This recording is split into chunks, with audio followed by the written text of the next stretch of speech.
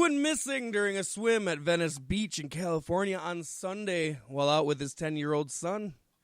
Gaspard and his son were among a group of swimmers caught in a strong rip current at about 4 p.m. local time. You know, I usually take a strong rip somewhere around 4 p.m. too. Lifeguards raced into the water to pull everyone out while Shad's son was rescued. What? And while Shad's son was rescued, period. Okay, I'm back. One witness Lifeguards raced into the water to pull everyone out, and while Shad's son was rescued. One witness while that was going on. Okay. You get it? You yes. following? Yes. Okay. Took me a second. I got you, buddy. One witness at the scene told TMZ that Gaspard directed rescuers to help his son first when lifeguards raced into the ocean, which they did. During the rescue, another large wave reportedly crashed down on Gaspard, and that was the last time he was seen alive. Shad was declared dead at the age of 39 on Wednesday after his body was found at around 1:30 a.m. local time by two people who were walking on the shore near Venice Beach, California. Beaches are closed at that time. What the hell were you doing there? Dun, dun, dun. A GoFundMe was launched to help the Gaspard's family with the cost of bills and expenses, and also will go towards the future college fund of Shad's son. And Pro Wrestling Tees is selling a shirt with 100% of the proceeds going to Shad's family. But with the awkwardly worded phrase, "All heroes don't wear capes." If you'd like to help, make sure to head over to either or both sites and do so. Man, I tell you, Shad was a legend. One of the greatest wrestlers of all time, and by far my favorite superstar that ever lived. Oh, I think he's on everybody's Mount Rushmore of wrestlers. I remember when Ric Flair was, he was like Hulk Hogan, Stone Cold Steve Austin, Shad Gaspard, and then you can throw in me and Sean and Brett or whoever, but those are the three, man. And then he cried. So it was over a span of about 24 hours. So yeah, it happened on Tuesday, and then he was discovered. It was Tuesday afternoon, discovered Wednesday afternoon. So not as long as it seemed, but I guess with pro wrestling news the way it is, you got updates every 2 minutes, so it seemed long. Yeah, and they called off the search in the evening of the first night and declared him dead at that point. But he's black. They weren't going to look for him. Just putting that out there. If it was, when it was gets a white dark, guy, they the would have been all water over turns black. You can't see anything. And I do want to bring up that they're selling this T-shirt that says "All heroes don't wear capes." Am I the only one who thinks that's worded just all fuckered?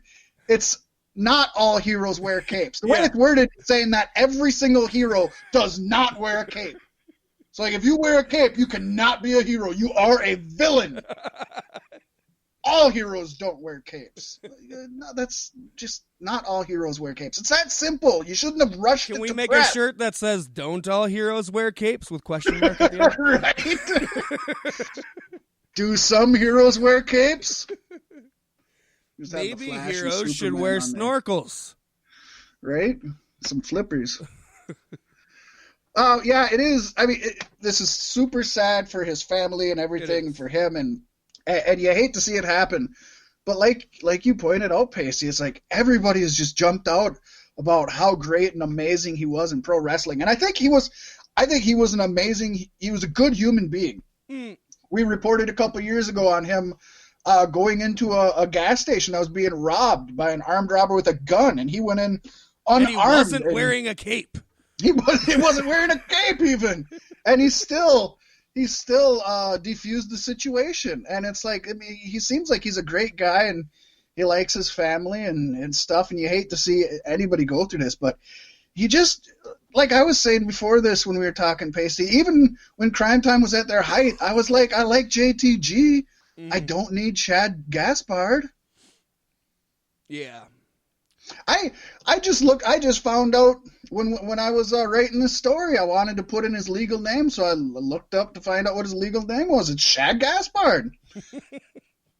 I'm wondering if JTG's legal name is JTG, or maybe it's like a JBL thing where it's his initials. I don't know, but I just thought that was a WWE name. They didn't have a lot of people back then with their own names, so He definitely wasn't like Dick Blood. Everybody knows who Dick Blood is.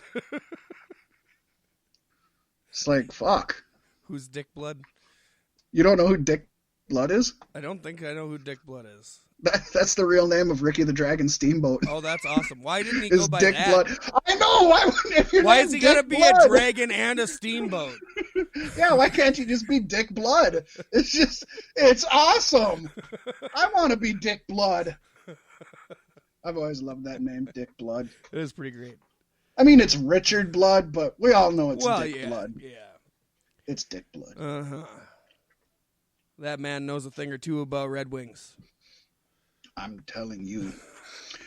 But yeah, we recommend if you do care and want to support the GoFundMe or Pro Wrestling Tees is a great place to go and do that. And you can always go check out the special on the WWE Network.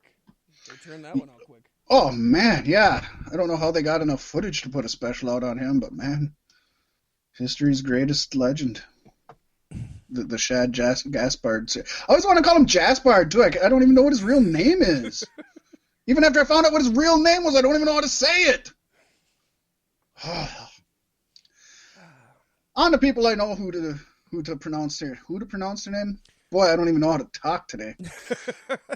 Veteran indie women's wrestler Lufisto released a YouTube video where she called out CZW, also known as Combat Zone Wrestling, and WSU, Women's Superstars United, used to be Women's Superstars Uncensored, for selling matches to a third-party company who was promoting their wrestlers as, quote, softcore porn actresses.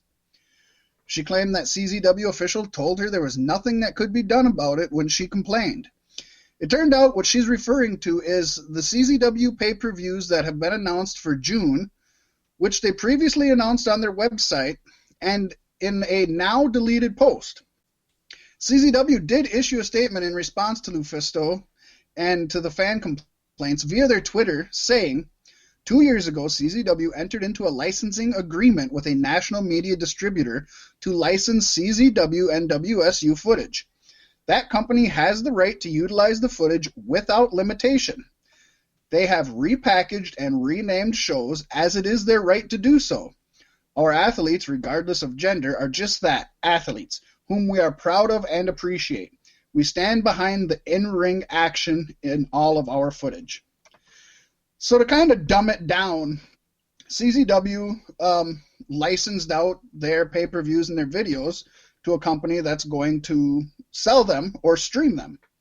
So CZW, that company wrote CZW, or the parent company of CZW and WSU, wrote them out a check so that they had the right to air this footage, which is something companies do. Yeah, that's what you do in business.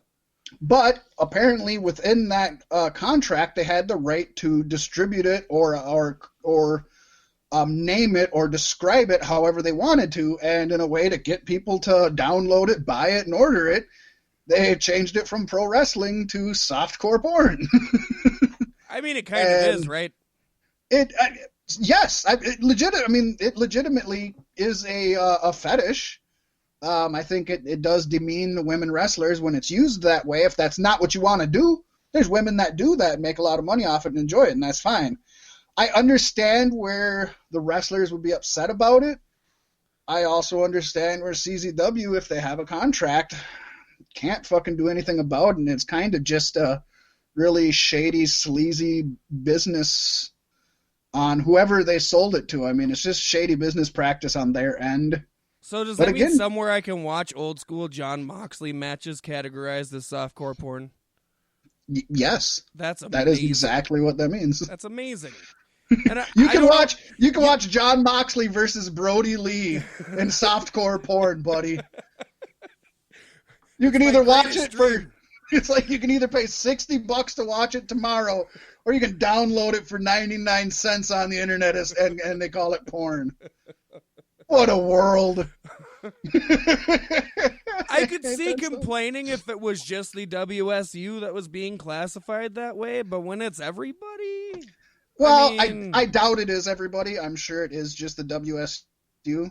It doesn't say, but I doubt they're selling, Death Grizzly matches. Redwood death matches as softcore porn. I'm sure it is. That's hardcore porn. Get it right. There you go. I'm sure it is just. And that's what she's complaining about. She's hardcore too. Yeah. It's really shitty, but it seems like the parent company just made a bad business decision and didn't look into who they were partnering with well enough, because I do think it's dirty. It's legal, but it's dirty. Yeah. It's Vince McMahon. Yeah. I'm surprised he's not marketing his stuff as softcore porn. Might increase the ratings. Well, he did back in the day. Remember Check out the next HLA and everything? WWE pay-per-view on Playboy Channel. Then again, he has been known to do some legal but very shitty stuff when it comes to his business. Yeah. Hey, that's a perfect segue into the next story, Paystee. That's right. As the bankrupt XFL looks for a buyer, the buyer could be its founder. Via Daniel Kaplan of the Athletic.com, XFL creditors seem to believe McMahon is positioning himself to buy the league out of bankruptcy. Separately, XFL president Jeffrey Pollock has contacted stadiums in Seattle and St. Louis about reinstating the league's lease agreements. The XFL declined to comment to Kaplan regarding the potential strategy that would, if effective, allow McMahon to escape debt at the time of devastated revenue and re-emerge on the other side of the pandemic with a clean slate. These clues as to the creditor's belief come from the objection to a proposal in bankruptcy to pay $3.5 million in season ticket refunds. The committee of creditors wrote that the payment is being sought to further the efforts of the debtor's controlling equity holder / secured lender, Vincent McMahon. So his dad? To acquire the debtor at a fire sale price. If that's McMahon's plan, and if it succeeds, the XFL could move franchises in cities where the league struggled to places like San Diego and Oakland, from which NFL teams recently have moved. The XFL could try to identify another city or two or more, like Seattle, which the NFL team and other pro sports, but which still flocked to the XFL games. Putting aside the debate regarding the business ethics of this move, this potential Hail Mary play disguised as a Statue of Liberty could be the thing that lays the foundation for the league to survive. And goddamn, if this isn't a Vince McMahon move. I've never seen a Vince McMahon move in my life. So basically, to kind of dumb it down in layman's terms, and I had to put a lot of research into this to kind of figure out what it's saying. Basically, Vince files for bankruptcy. The bankruptcy has gone through, so now it's completely bankrupt. Vince McMahon has washed his hands of it. There are things on the backside that obviously get taken care of, but so whatever, it's bankrupt. But now that it's bankrupt, somebody can come in and buy it, and it would be at a drastically cheaper price. Is he buying it with those stocks that I heard that Vince and Triple H were selling? Did he make them sell their stocks so he could repurchase his mistake? So he buys it at like a clearance price, but since it has been bankrupt, he doesn't owe any of the teams anything, the stadiums, the contracts, nothing. So he can build brand new teams, and like it mentioned, he can go to any town he wants. The deals that he had with the towns, like they said, if there were stadiums that weren't bringing in revenue or weren't doing good, he can just leave them, and it wouldn't be breaking the contract because the bankruptcy has null and void their contract. Jesus Christ, did Vince invent COVID-19? Well, he could have. I mean, this is so Machiavellian, and it's so fucking legal. Yeah. I'm sure people could try to take him to court if this went through, and there could be some some civil lawsuits and things that would happen. But oh my gosh, he could literally have sunk all this money into, like, even without the COVID shit, he could have just sunk all the money into the XFL because he put a lot into it this time. Yeah. Bankrupt it. Get all that, wash so much of that debt away, and then just buy it at a fucking discounted price, like at a quarter of the cost. It's just mind-boggling. It's pretty nuts. It would have been better if like Turner swooped in and bought it, but That would be